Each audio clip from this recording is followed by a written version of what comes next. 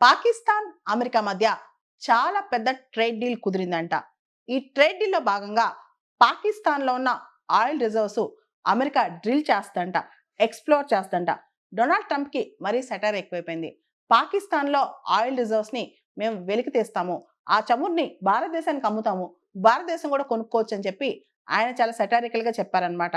Actually పాకిస్తాన్‌లో ఉన్న పంజాబ్ ప్రాంతం, ఖైబర్ పఖ్తూవా ప్రాంతం ఈ ప్రాంతంలో ఆయిల్ రిజర్వ్స్ ఉన్నట్టు చెప్తుంటారనమాట. దాదాపు 353 మిలియన్ బ్యారెల్స్ ఆఫ్ ఆయిల్ అక్కడ ఉన్నట్లు కూడా కథనాలు చెప్తున్నాయి. అయితే ఆ ఆయిల్‌ని ఎక్స్‌ప్లోర్ చేసే శక్తి పాకిస్తాన్‌కి లేదనమాట. పాకిస్తాన్ తనకు కావాల్సిన ఆయిల్ అండ్ గ్యాస్ సంబంధించిన అన్ని డీల్స్ కూడా ఎక్కువగా మిడిల్ ఈస్ట్ నుంచి కొనుక్కొచ్చుకుంటా ఉంటదనమాట. దాదాపు $11 బిలియన్ వర్త్ అయ్యే ఆయిల్‌ను పాకిస్తాన్ ఇతర దేశాల నుంచి ముఖ్యంగా ఆయిల్ ఎక్స్‌పోర్టింగ్ కంట్రీస్ నుంచి కొనుక్కొస్తాయి. పాకిస్తాన్‌లో ఆయిల్ రిజర్వ్స్ ఉన్నాయని చెప్పి పాకిస్తాన్ క్లెయిమ్ చేస్తున్నా దాన్ని ఎక్స్‌ప్లోర్ చేసుకునే శక్తి మాత్రం పాకిస్తాన్ దగ్గర లేదు. అయితే ఇప్పుడు అమెరికా, పాకిస్తాన్ మధ్య పెద్ద ట్రేడ్ డీల్ కుదిరిందంట. మీ అందరికి తెలుసు అమెరికా అన్ని దేశాలపైన ఆంక్షలు వేస్తుంది.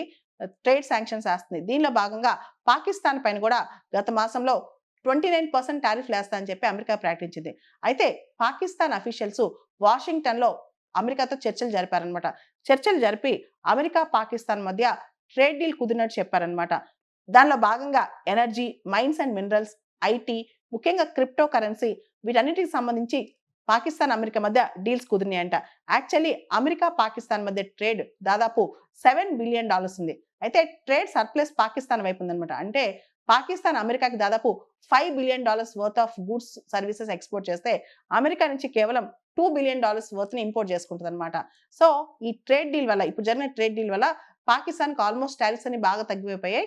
పాకిస్తాన్‌కి సౌత్ ఏషియాలో ఈ ట్రేడ్ డీల్ వల్ల ఎందుకంటే పాకిస్తాన్ అమెరికాకి ఎక్కువ అమ్ముద్ది కాబట్టి ఈ ట్రేడ్ డీల్ వల్ల పాకిస్తాన్‌కి చాలా అడ్వాంటేజ్ ఉంటదని చెప్పి కూడా ఎక్స్‌పర్ట్స్ చెప్తున్నారు. ముఖ్యంగా సౌత్ ఏషియాలో మనకు చూస్తే గనక పక్కనున్న ఇండియా కావచ్చు, బంగ్లాదేశ్ కావచ్చు, ఇలా చాలా దేశాలతో పోలిస్తే పాకిస్తాన్‌కి అమెరికా ఏసే టారిఫ్స్ చాలా తక్కువనమాట.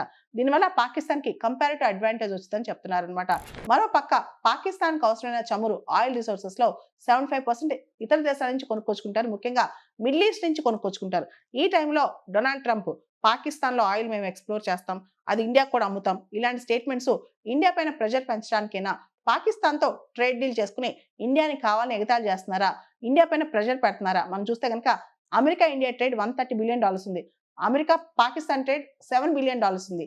అయితే ఇండియా రష్యాకి దగ్గరవుతుందని, రష్యా నుంచి ఆయిల్ కొనుక్కొచ్చుకుంటుందని ఇవన్నీ కూడా డొనాల్డ్ ట్రంప్‌కు కంటకింపుగా ఉన్నాయి. అయితే ఒకవేళ డొనాల్డ్ ట్రంప్ చెప్పిందంత నిజమయ్యి పాకిస్తాన్‌లో చమురు నిల్వలన్నీ అమెరికా ఎక్స్‌ప్లోర్ చేయగలిగితే నిజంగా పాకిస్తాన్ నుంచి అమెరికా ఆయిల్ కొంటదా అంటే ఈ మధ్య ఒక ఇన్సిడెంట్ జరిగింది. వరల్డ్ ఛాంపియన్‌షిప్ ఆఫ్ లెజెండ్స్ అని చెప్పి వరల్డ్‌లో ఫేమస్ క్రికెటర్స్ అందరూ కూడా క్రికెట్ ఆడటానికి మళ్ళా వచ్చారనమాట. India semifinals దాకెళ్ళింది.